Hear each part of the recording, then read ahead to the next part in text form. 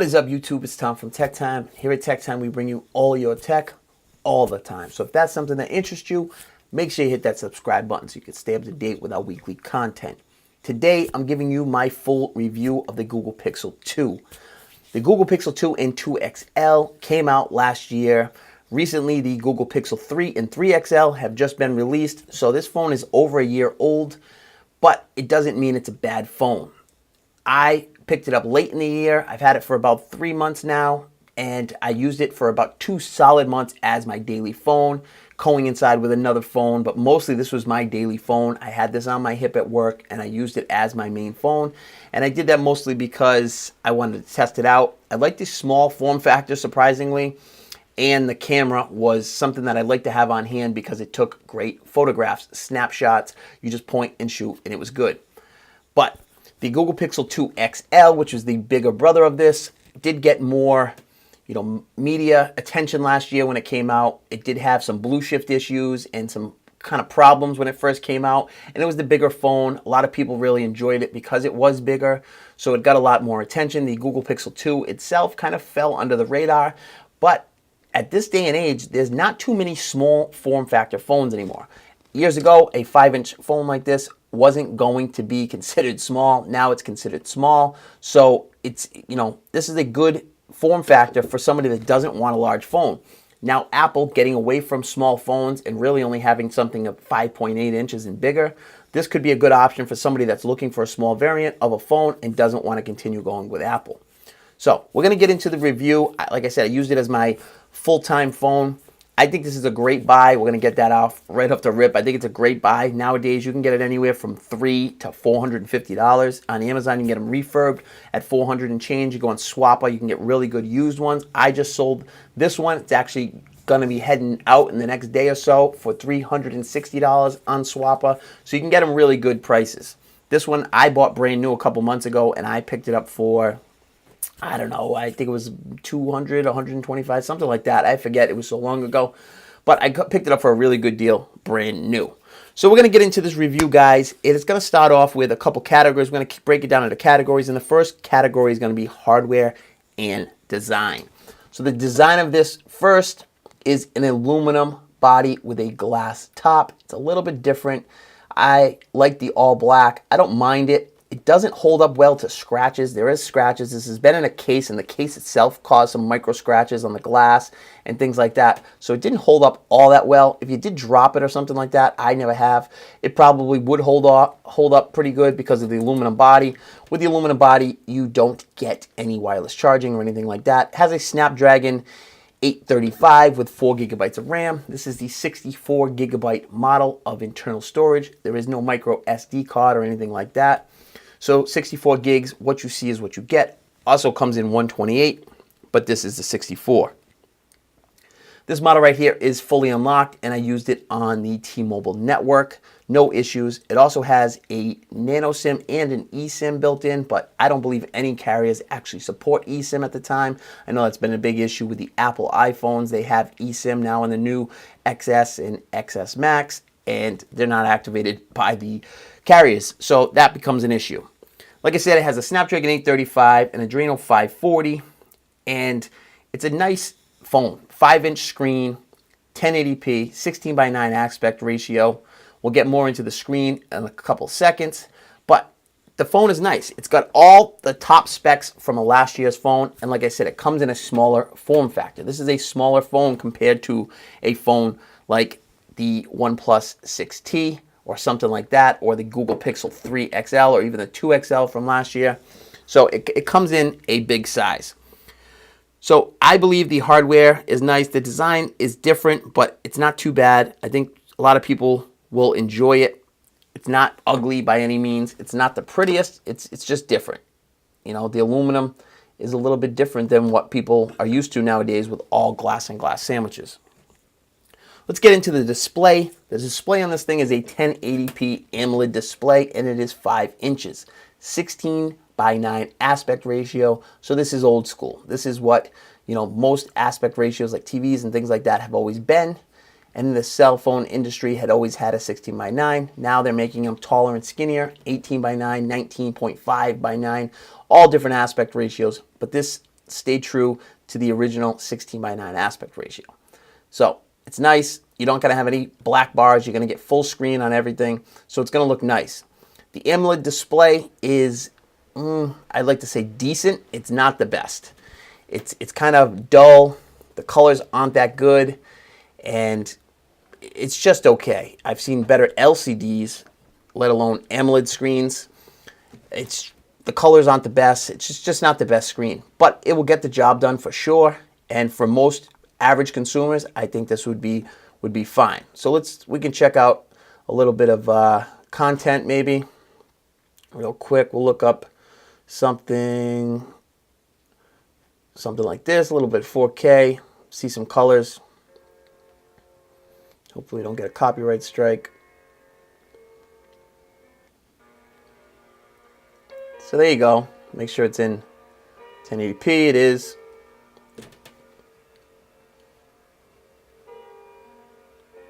Also listen to the speakers.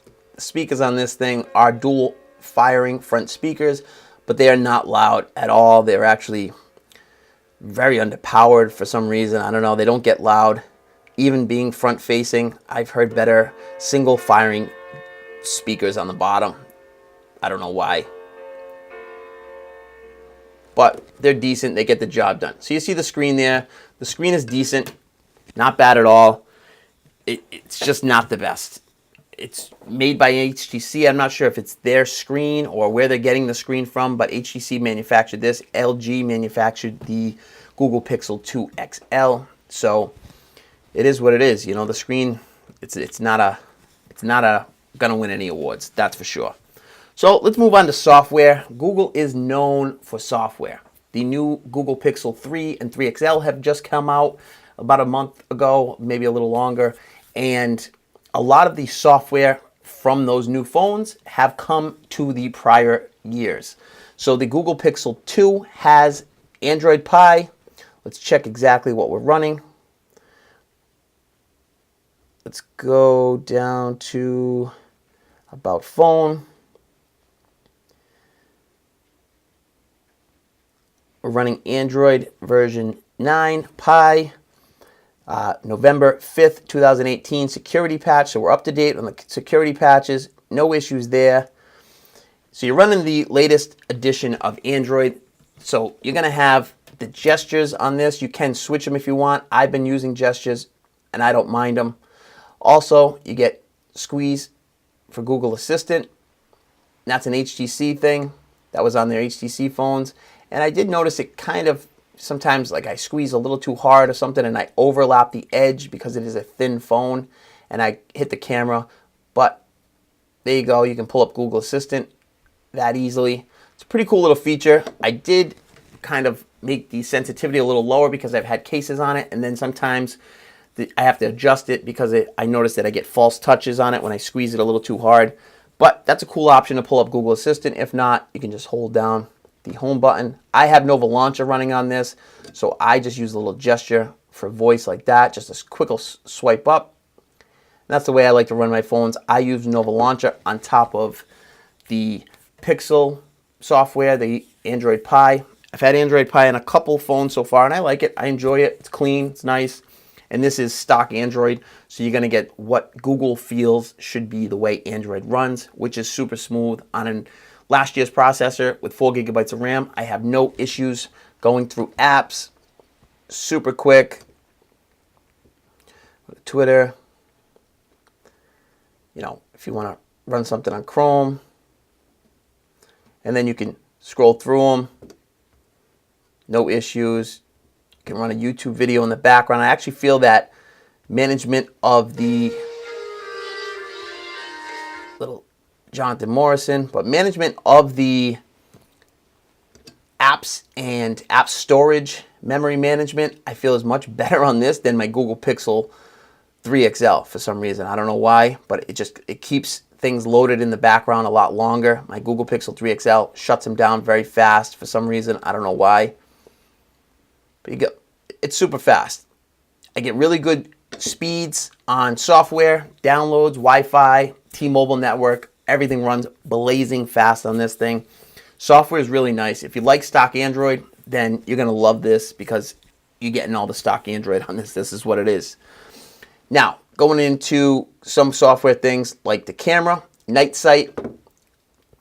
That right there is a new feature on the Google Pixel 3 phones, and it has now made its way to the Google Pixel 2 and the 2 XL. So that's pretty cool. You also get call screening, which is a feature that if somebody calls you, either your family or whoever you want to answer it, a Google Assistant answers it, says they are answering in behalf of you, but they are a Google thing, and they kind of give out a text translation of what is being said. You get to read that, and you can ask more questions, follow-up questions. It's great for spam callers. They don't like to talk to it much. They normally just hang up, but I like hitting them with these screen calling features. So now you do have that on the Google Pixel 2 and 2 XL.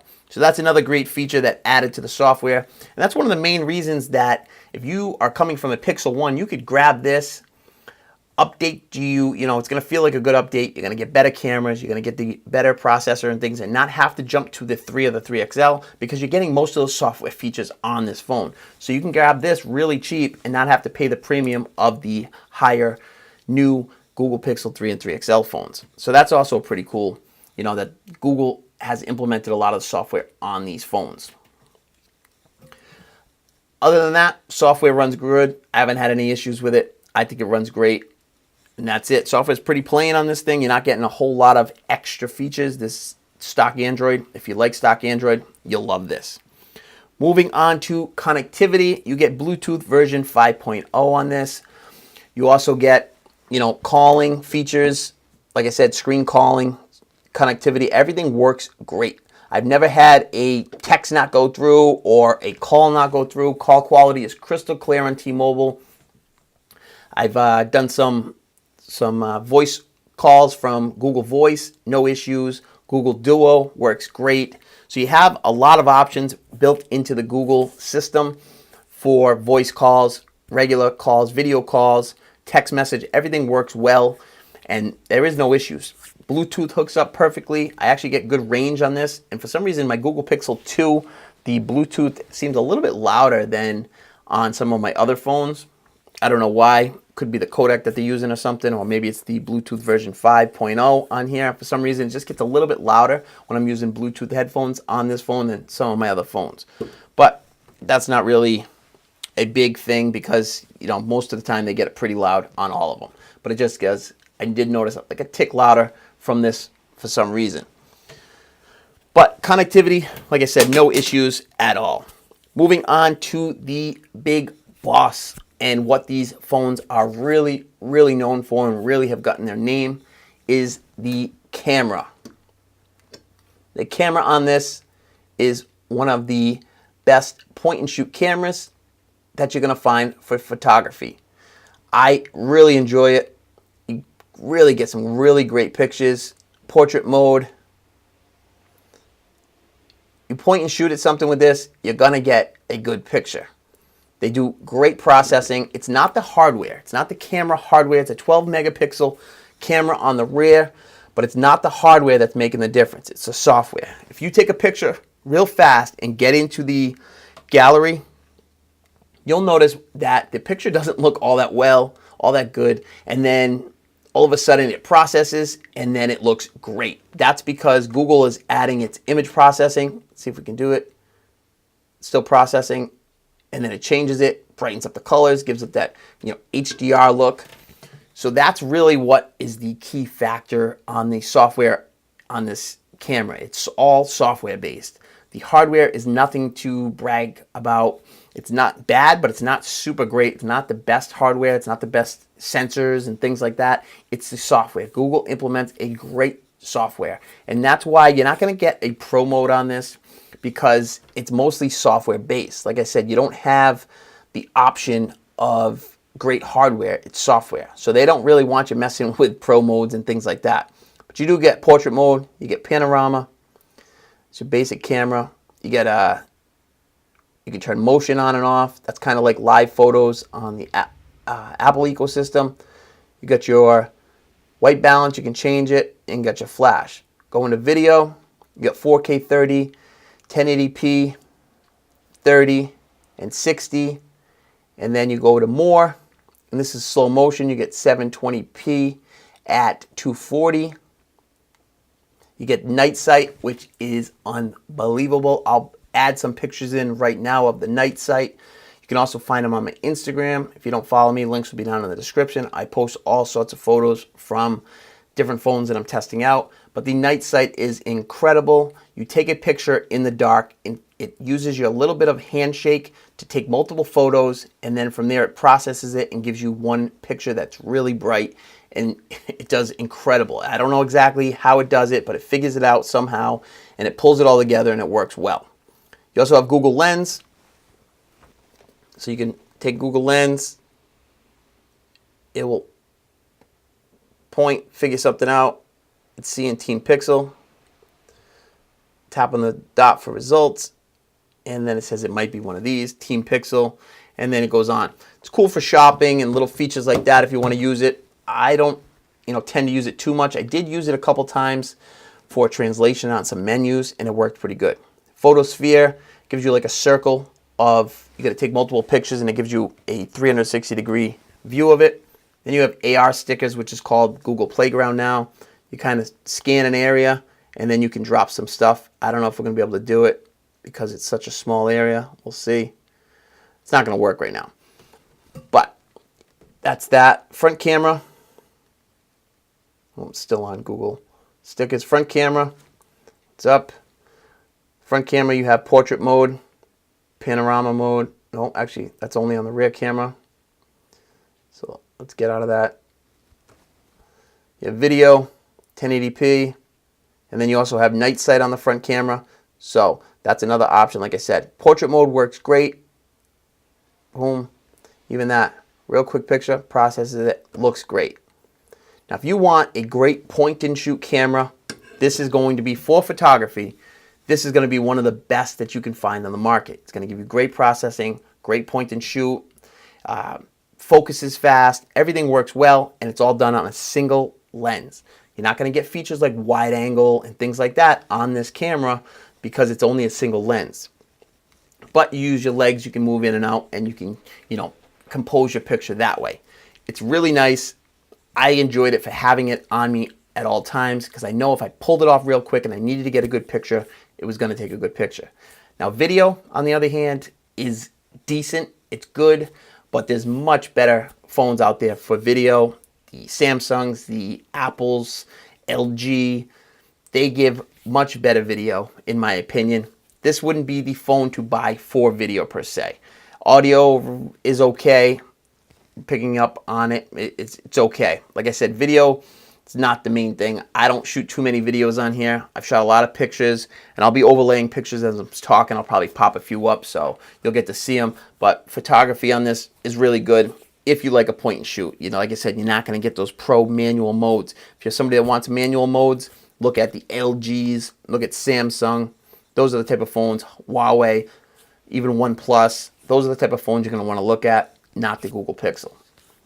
So, the camera is great on this. Moving on to battery life. Battery life is not the best. It has a small battery. It's a 2700 milliamp hour battery.